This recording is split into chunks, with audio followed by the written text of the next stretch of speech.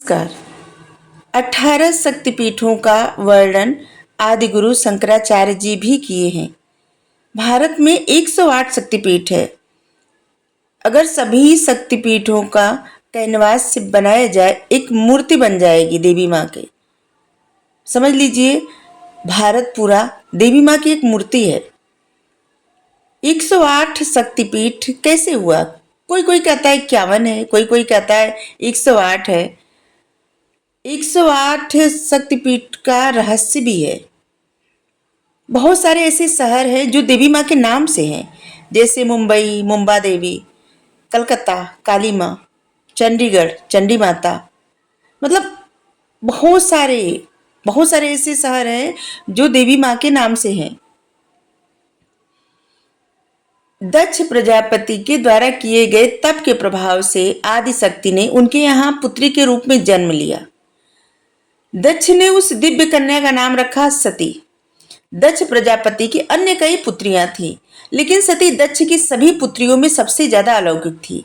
गुणवती और तेजस्विनी तो थी ही, अतीव शक्ति संपन्नता भी उनके अंदर थी। उन्होंने बाल्यावस्था में ही कई अलौकिक कार्य किए थे, जिसे देख करके स्वयं दक्ष भी विस्मित हो गया था कि ऐसे कैसे। सती जब विवाह के योग्य हुई तो दक्ष उनके लिए वर की चिंता करने लगे। उन्होंने ब्रह्मा जी से परामर्श किया कि क्या किया जाए। ब्रह्मा जी ने कहा, सती आदि और शिव आदि पुरुष हैं, अतः सती का विवाह शिव से करना ही उचित होगा। दक्ष ने ब्रह्मा जी की बात मान करके सती का विवाह भगवान शिव से कर दिया। सती कैलाश में जाकर के भगवान शिव के साथ रहने लगी। एक बार ब्रह्मा जी ने एक धर्म सभा का आयोजन किया। सभी बड़े बड़े देवता वहां सभा में एकत्र हुए। भगवान शिव भी वहां पे बैठे हुए थे। सभा मंडप में दक्ष का भी आगमन हुआ। दक्ष के आगमन पे सभी देवता उठकर खड़े हो गए, पर भगवान शिव नहीं खड़े हुए और उन्होंने दक्ष को प्रणाम भी नहीं किया। और तब से दक्ष चिढ़ने लगा। इस अपमान का अनुभव दक्ष कुछ इस तरह से किए कि वो हृदय से शिव जी के प्रति नफरत ईर्ष्या का आग जला ली अपने हृदय में और उनसे बदला लेने के लिए प्रतीक्षा करने लगे। शिव जी कैलाश में दिन रात राम राम करते थे। सती माता के मन में ऐसी जिज्ञासा उत्पन्न हुई कि ये भगवान शिव जी, ये तो सबसे बड़े देवता है, ये राम राम क्यों कहते हमेशा? ये राम कौन है? भगवान शिव ने उत्तर दिया, राम आदि पुरुष हैं, स्वयंभू हैं और मेरे आराध्य हैं, सगुण भी हैं और निर्गुण भी हैं। राम अयोध्या के राजा दशरथ के पुत्र हैं और उनका अवतार हुआ है। वो स्वयं विष्णु भगवान है और वो अवतार के राम के रूप में अवतार लिए हैं और सीता उनकी सहधर्मिणी है। किंतु सती के कंठ से ये बात नीचे नहीं उतरी। उनको लगा कि ऐसा कैसे हो सकता है। वही सोचने लगी, अयोध्या के राजा दशरथ के पुत्र राम आदि पुरुष के अवतार कैसे हो सकते हैं? वे तो आजकल अपनी पत्नी सीता जी के वियोग में दंडक वन में उन्मत्तों की भांति विचरण कर रहे हैं और ऐसे ऐसे विलाप कर रहे हैं कि जैसे कोई ऐसा पुरुष दिखाई दे रहा है कि जो बहुत ज्यादा पत्नी के वियोग में विह्वल हुआ जा रहा है। वृक्षों और लताओं से उनका पता पूछते हैं। यदि वे आदि पुरुष होते, अगर उनका अवतार आदि पुरुष का होता तो ऐसा आचरण कभी नहीं करते। सती के मन में राम की परीक्षा लेने का विचार उत्पन्न हुआ। वे सीता का रूप धारण करके दंडक वन में जा पहुंची और रामचंद्र जी के सामने प्रकट हो गई। भगवान राम जी ने सती जी को सीता के रूप में देख करके कहा, माता आप अकेली यहाँ कैसे वन में घूम रही हैं? बाबा विश्वनाथ कहाँ है? रामचंद्र जी के इस प्रश्न सुनकर सती माता को कुछ उत्तर नहीं सूझा और वो अदृश्य हो गई। मन ही मन पश्चाताप करने लगी कि उन्होंने व्यर्थ ही राम जी पे संदेह किया। राम सचमुच आदि पुरुष का अवतार है। सती जब लौटकर कैलाश गई तो भगवान शिव ने उन्हें देखते हुए कहा, सती तुमने सीता के रूप में राम की परीक्षा लेकर अच्छा नहीं किया। सीता मेरी आराध्य है, अब तुम मेरी अर्धांगिनी कैसे रह सकती हो? इस जन्म में तो हम और तुम पति पत्नी के रूप में अब नहीं मिल सकते। शिव जी के कथन सुनकर सती अत्यधिक दुखी हुई, पर अब क्या कर सकती थी? अब तो जो होना था सो हो गया। शिव जी के मुंह से निकली बात भी असत्य कैसे हो सकती थी? शिव समाधिस्थ हो गए और सती दुख और पश्चाताप की लहरों में डूबने उतरने लगी। उन्हीं दिनों सती के पिता ने बहुत बड़ा यज्ञ रखा उन्होंने यज्ञ में सभी देवताओं और मुनियों को आमंत्रित किया, किंतु वो शिव जी को आमंत्रित नहीं किए, क्योंकि उनके मन में वही वैर था जो उन्होंने प्रणाम नहीं किया था और उनको देख के वो खड़े नहीं हुए थे। उनको लगा वो उनके ससुर है और उनके जमाता होके उनको प्रणाम नहीं किए और खड़े भी नहीं हुए, उनका अपमान किए और इसीलिए बैर का भाव मन में रखे हुए थे। सती को जब यह मालूम हुआ तो उनके पिता ने बहुत बड़े यज्ञ की रचना किए हैं, तो उनका मन उस यज्ञ में जाने का, उस समारोह में सम्मिलित होने के लिए आकुलित होने लगा। उन्होंने शिवजी से कहा, पिता के घर की जाने की आज्ञा मांगी।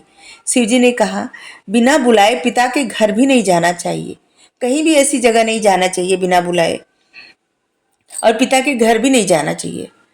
परंतु वो नहीं मानी, हठपूर्वक वीरभद्र के साथ पिताजी के घर चली गई, किंतु उनसे किसी ने भी प्रेम पूर्वक व्यवहार नहीं किया, ना तो कोई बात किया। केवल उनकी माँ ही उनसे प्रेम से मिली। दक्ष ने उन्हें देखकर कहा, तुम क्या यहाँ मेरा अपमान कराने आई हो? अपनी बहनों को तो देखो, वे किस प्रकार से भांति भांति के अलंकारों और सुंदर वस्त्रों से सुसज्जित हैं। तुम्हारे शरीर पर साध्वियों के जैसे वस्त्र है।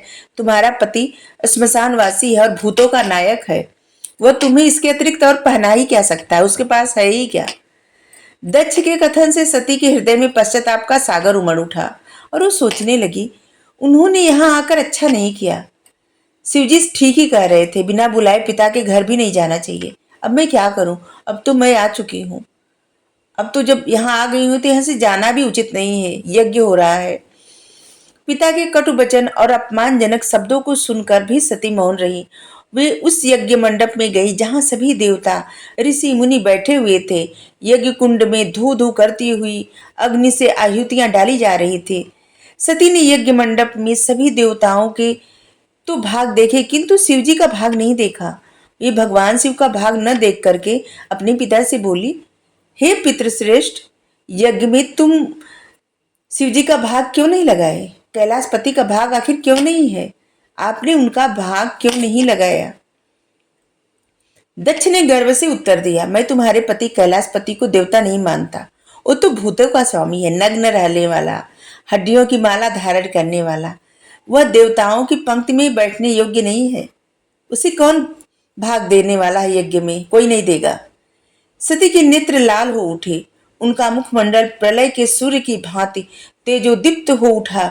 उन्होंने पीड़ा से तिलमिलाते हुए कहा, ओह, मैं इस यज्ञ शब्दों को सुन कैसे सकती हूँ? मुझे धिक्कार है, कोटि कोटि बार धिक्कार है। देवताओं, तुम्हें भी धिक्कार है, कोटि कोटि बार धिक्कार है। तुम्हें उन कैलाशपति के इन शब्दों को कैसे सुन सकते हो, जो मंगल के प्रतीक है, जो क्षण मात्र में संपूर्ण सृष्टि को नष्ट कर सकते हैं। वे मेरे स्वामी हैं, मेरे सर्वस्व हैं।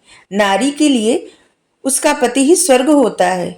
जो नारी अपने पति के लिए अपमानजनक शब्दों को सुनती है, उसे नरक में जाना पड़ता है। पृथ्वी सुनो, आकाश सुनो, देवताओं तुम भी सुनो। मेरे पिता ने मेरे स्वामी का अपमान किया है। मैं अब एक क्षण भी जीवित रहना नहीं चाहती। सती अपने कथन को समाप्त करते हुए यज्ञ कुंड में कूद पड़ी और जलती हुई आहुतियों के साथ अपने शरीर को जलाने लगी। यज्ञ मंडप में खलबली पैदा हो गई, हाहाकार मच गया। देवता उठ खड़े हुए, ऋषि मुनि भी उठकर खड़े हो गए। वीरभद्र क्रोध से कांप उठे। वे उछल उछल कर यज्ञ को विध्वंस करने लगे। यज्ञ मंडप में भगदड़ मच गई। देवता और ऋषि मुनि भाग खड़े हुए। वीरभद्र ने देखते ही देखते दक्ष का मस्तक काटकर फेंक दिया। यह समाचार भगवान शिव के कानों में पड़ा। वे प्रचंड आंधी की भांति दक्ष के यज्ञ में पहुंच गए। सती के जले हुए शरीर को देखकर वे अपना आपा खो बैठे और सती के प्रेम और उनकी भक्ति ने शंकर के मन को व्याकुल कर दिया। वे सती के प्रेम में बेसुध हो गए। भगवान शिव ने उन्मुक्तों की भांति सती के जले हुए शरीर को अपने कंधे पर रख लिया और वो आठों दिशाओं में भ्रमण करने लगे। शिव और सती के इस अलौकिक प्रेम को देखकर पृथ्वी ठहर गई, हवा रुक गई, जल प्रवाह रुक गया, देवताओं की सांसें रुक गई।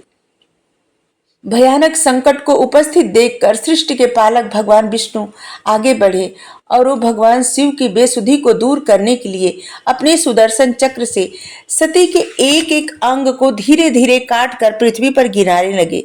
और ये जो अंग गिरे थे कट करके जिस जिस स्थान पर गिरा, ये सब शक्तिपीठ के नाम से जाना जाता है।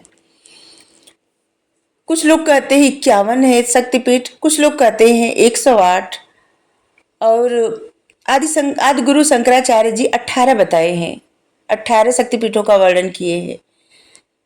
जैसे